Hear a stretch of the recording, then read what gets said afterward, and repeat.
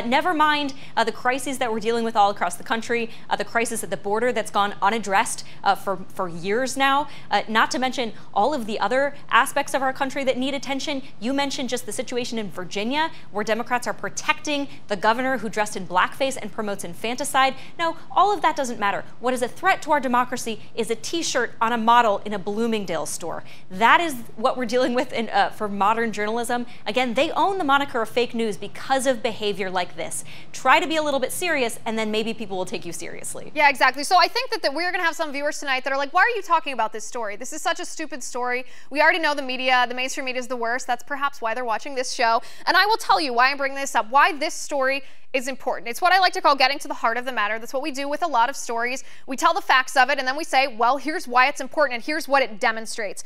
This story is a perfect representation, well, not only, of course, of being funny and irony being dead, it is a perfect representation of the idea that journalists only want a certain narrative told. Whether it's through their own reporting, whether it's, on cable television, whether it's from print versions of the New York Times, the Washington Post, or what have you, they only want certain narratives to be acceptable in our society. And this is flowing, the overflow of this is now going outside of the bounds of just the media. They, as the media, want to be our cultural police, where if they don't like a narrative that doesn't adhere to radical leftist ideology, they want to shame, peer pressure, stifle, or outright censor that person from being able or allowed to exercise their First Amendment rights and hold an opinion that contradicts their own. That's what this story tells us.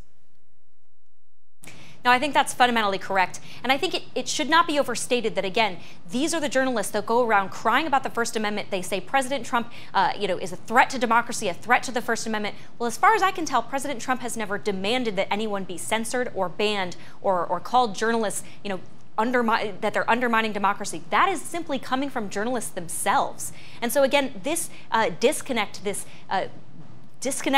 between their language and their actions should definitely be pointed out. And again, it's fake news when they don't act seriously about these issues and they don't take them seriously.